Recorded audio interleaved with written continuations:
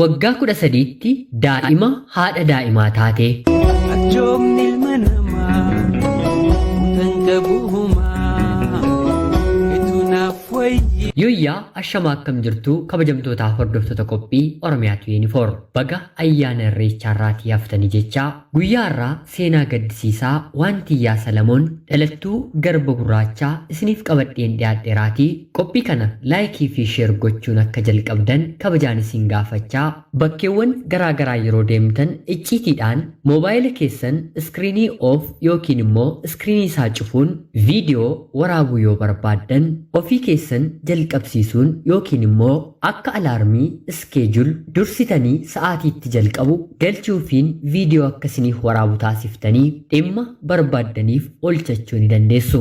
Appilikeeshiniin kun liinkiinsaa komentii viidiyoo kanaa kan jalqabaa jala jira. Seenaa kana erga dhaggeeffattanii booda liinkii sana tuquun daawunlood gochuun buufadhaa. Kallachumaan gara seenaa waantiyyaa Salamoonitti. Ajoomni ilma namaa utan qabuumaa etu naaf wayyi. Seenaa baay'ee nama gaddisiisudha. Waantiyyaa Salamoon jedhamti. Garba gurraachaa keessatti dhalattee kan guddatte yeroo ta'u, abbaa ishee mana buskutii kan qabu, booddee irratti immoo konkolaachisaa kan ta'e yeroo ta'u, otuu konkolaachisaa jiruu guyyaa tokko konkolaataadhaan nama ajjeesee waggaa 3tti murtaa'ee hidhamee yeroo deebi'u garuu haati manaan ijoollee abbaa manaatti dhiistee jalaa baddi. Erga baddee booddees abbaa manaa ishee ni himatti. Abbaan manaanis qofaa isaatti buddeen tolchaa ittoo dalagaa ijoollee isaa guddisuu kan jalqabe yeroo ta'u booddee irratti garuu dhiisee haadha manaa gara biraa fuudhee ijoollee lamaaniinis haati manaansaa ishee jalqabaa fudhattee ijoollee sana kan itti guddisus baatiidhaan maallaqa kutuufii jalqabe. Waantiyyaan haati seenaa garuu haadha buddeenaa biratti hafti. Yeroo booddee haati ishee ani sin guddisa yookiin immoo sin barsiisa jettee maallaqa abbaa manaan guddifachaaf kennuu fi itti dabalachuuf waantiyyaas ofitti fudhatti. Haa ta'uutii garuu haati barnoota isheellee addaan kutuun rifeensa isheerraa haaduun daa'ima ishee mana akka hin baane taasifti. Guyyaa tokkos waantiyyaan abbaa isheetti himattee barnoota koos barachaan jiru haati koo nyaatas sirriitti naaf hin laattu jettee yeroo gaafattuuni badii koottuutii mana siif kireesseen qofaatti si jiraachisaa jedhee waamaani. Waantiyyaanis haadha ishee jalaa baddee abbaa ishee bira deemte mana kireeffatee fi haa ta'uutii garuu qarshii mana kiraa otoo hin kaffaliin baatii 3 guute. Nyaatas dhugaatii malee gaafa beelofte warra ollaatti maxxanaa baatii 3 erga turtee booda warri mana kiraa mana sanaa ishee baasu. Abbaan kiyyas haati manaasaa lammataa waan diddeeniif gara mana isaatti na fudhachuu dide. Mana kiristaanaa tajaajilaa waanan tureef yeroo sanatti achi keessa buluun jalqabe. Yeroon mana kiristaanaa buluu jalqabu ijoolleen subaa'ee yookiin immoo gaabbii qabatanii bulan kan turan yeroo ta'u yeroo gaabbii isaanii yeroo xumuran qofaa kiyya buluun jalqabe. Kadhadheen nyaadhaa aduu keessan oolaa. Yeroo sana umuriin koo waggaa 11 ture. Kanaan guyyaa tokko buufata konkolaataa deemeen konkolaachisaa tokkoon gara magaalaa Finfinneetti na fudhadhuu jedheen gaafadheeni. Yeroo kanatti innis tole jedhee na fudhatee haa ta'uutii garuu magaalaa Finfinnee kan deemu otoo hin taane daandii Fiichee Kuyyuu kan hojjetudha. Hanga Fiicheettis erga na fudhatee booda an asumattin dhaabbadhaa atis asuma bulee jedhee gaafataani. Haa ta'uutii garuu lakkin ta'uu adaadaan koo magaalaa Finfinnee waan jirtuuf ishee bira na fudhuu jettee kadhattiini. Yeroon galgalaa'ee toora sa'a 11 ta'eera. Otuma diduu gara magaalaa Finfinneetti fudhatee deeme. Yeroo Finfinnee buufata konkolaataa ga'u toora sa'aatii 3 gaheera. Gara adaadaa isheetti yeroo bilbiltu amma miilla kiyyan na dhukkubaa sa'aatii kanatti dhufeen si fudhachuu hin danda'u jettee deebistiifi. Yeroo kana konkolaachisaan kun wanta godhu waan dhabeef raayidiif bilbilee mana adaadaa ishee akka geessu taasise. Adaadaan ishee dura sin barsiisa jettee kan waamte yeroo ta'u haa ta'uutii garuu hojjettuu mana bunaa ishee baastee waantiyyaatiin galfatti. Waantiyyaanis ishee bira hojjechuu jalqabdus haa ta'uutii garuu adaadaan ishee kun gatii hir'iste nyaatte hatte jechuudha. jechuun guyyaa guyyaadhaan ishee rakkisuu eegalte. Kanaanis guyyaa tokko bunni jabanaa keessaa yeroo jalaa dhangala'u amma dhalii fidii jettee rakkisteeni. Hin gurgurree na jalaa dhangala'ee kunoo ija keetiinoo argaa jirtaa jettee adaadaa ishee yeroo gaafattu adaadaan ishee bakka fidduu fidi jettee hojii kanarraas ishee ariite. Yeroo kanatti waantiyyaan buufata poolisii deemuun dhimma ishee inspeektara haasofsiisti. Inspeektarri sunis abbaa isheetti bilbilee fi haa dhuftu nan fudhadhaanii jedhee akka isheen deemtu gaafate. Waantiyyaan miila qullaa turte. Maamiloota ishee buna biraa dhuganirraa biyya kiyyattiin gala na gargaaraa jettee gatii tiraanispoortii erga walitti qabattee booda gara biyya ishee garba gurraachaatti galti. Yeroon sunis gara galgalaa tureetii abbaa isheef bilbiltee kunoo dhufeeraa kottu na fudhuu jettee yeroo gaafattu dhimma mataa keetii sin beekuu kanaan booddee abbaa kudha jettee naaf hin bilbiliinii jedhee deebisaafi. Halkan kana eessan deemaree jettee yeroo gaafattu bakka barbaadde deemuu dandeessa jedhee garaatti jabaate. Kanaan booddee waantiyyaan balbala nama tokkoo rukuttee na bulchadhaa jettee ni gaafatti.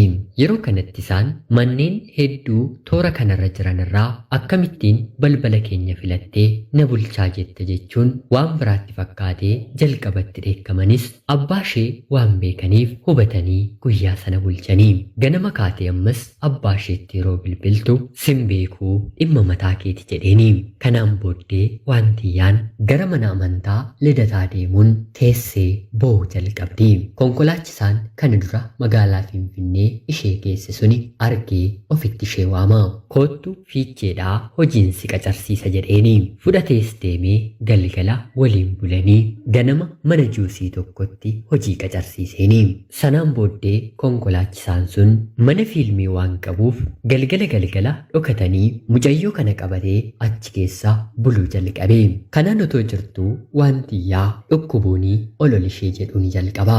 Guyyaa tokkos mana juusichaatii yeroo haftu haati mana juusii sanaa maaliif haftee jettee bilbilteefi na dhukkubee jettee yeroo deebistuu fi hojjettuu gara biraa mana juusichaatiin mana yaalaa qabadhuu deemiinii jettee mana yaalaa na geessisiiste. Yeroo kanatti mana yaalaa kanaatii umurii waggaa 13tti ulfa baatii tokkoof torbee 2 akka taate waantiyyaatti himamaa. Konkolaachisaa kanattis ulfa akka taate garuummoo akka shakkitu himte. Innis maallaqa kennee fi hospitaalatti buufata fayyaatti kilinikatti deemtee akka ilaalamtu godhee haa ta'uuti garuu ulfa ta'uu ishee bakka hundaatii itti himame. Baatii 3 yeroo guuttu lafaan maruu otoo deemtuu kuffisuunii ni eegala. Guyyaa tokkos konkolaachisaa kana waliin walitti buutee mana ari'aa barandaarras buluu ni jalqabdi.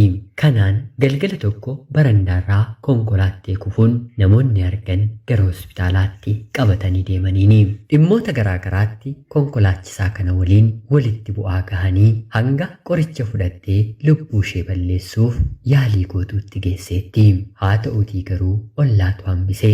Mana yaalaa akkuma geesseenis hospitaalaa gara abbaa isheetti bilbilanii jecha dhumaa intala kee koottu dhagahii jedhanii yeroo gaafataniini gatii saaxina reeffaa kan ittiin awwaalamtu yoo dhabdan isiniif hin ergaa jedhee deebiseefi gara haadhaatti yeroo bilbilan bulchiinsa magaalaatti awwaalaa jettee deebitiifi kanaan hojjettoonni hospitaala kanaas baay'ee gaddanii kan si gargaarus waan hin qabneef lafaanis waan si maruuf kuftee rakkoon gara biraa waan sirra gahuuf hanga deessutti asuma turuu qabda jedhanii waantiyyaan daa'imni waggaa 13 hanga daa'ima gara biraa deessutti hospitaaluma sana turte. Akka deesseenis maallaqa hojjettoota hospitaala sanaarraa walitti qabanii fi daa'ima isheef wanta barbaachisu godhanii fi mana kireessanii fi akka jiraattu taasisanii. Jiraachuuf hojjechuun dirqama waan ta'eef waankiyyaan daa'ima ishee ollaa keessee hojii barbaaddachuu eegalte. Qalaanqala yookiin immoo xibsii waaduutiinis hojii argattee hojjechuu jalqabdus haa ta'uutii garuu guyyaa guyyaa tokko lafaan maramtee abidda jalatti kufti. Mana yaalaa battala yeroo keessan qaamni kee kutame yookiin immoo karaan operaasyoonii taatee daa'ima deesse hojii kana akka hojjettuuf siif hin eeyyamu. Dabalataan dhukkuba onnee qabdaa. Kanaaf hojii kana dhaabuu qabda jedhanii hojii kana dhaabsisanii. Kanaan booddee Waankiyyaan buufata televezyiinii EBS bakka inni hojjetu barbaaduu guyyaa jalqabdeetti jaartiin tokko magaalaa Finfinnee keessatti ati mucaa kana ittiin kadhachuuf daandii irraa fuuteeti malee kan kee mitii poolisiidhaan sin qabsiisa jettee yeroo watwaattutti mucayyoon kun yookiin immoo Waantiyyaan kan ishee akka taate hubachiistee jaartii kana eeyyamsiisti. Yeroo kana jaartiin kunis gadditee fi gara mana isheetti fudhattee galtee baatii 4 waliin jiraatanii. Guyyaa tokko Waankiyyaan dhukkubsattee lafaan martoodhaan ni kufti. Jaartiin kunis ni sodaatte. Daa'ima abbaan jalaa du'e guddisaa waan jirtuuf yaa mucaa koo daandiirra waantan si fuudheef yoo ati waa taate bor kan gaafatamu ana waan na ta'eef daa'ima koof nan jiraadhaa nagaadhaan walirraa adda haa baanuu jettee ni gaafattiini. Waantiyyaanis waan godhu dhabdee bakka deemtu fira mil'attu otoo hin qabaatiin mana kanaas baati. Yeroo kanatti dhaabbanni TV EBS buufata Salaam የህፃናት መንደር kan jedhu geessee haala mijeessee fi yeroo ammaa kanas Waantiyyaa Solomoon umurii waggaa 14 daa'ima baatii 8 qabattee ofii daa'imummaa ishee otoo hin quufiin ijoollummaan rakkoo hanga kana baattee haadha taatee daa'ima ishee guddisaa jirti. Daa'imni ishee intala dubaraa maqaadhaan Kennaa jedhamtudha. Baay'ee nama gaddisiisu. Umurii kanaan mitiitii eega guddatanii waggaa mana 20 keessa seenaniyyuu abbaa malee daa'ima guddisuun baay'ee ulfaataadha. Haadha ta'anii fudhachuun baay'ee kan namatti ulfaatu.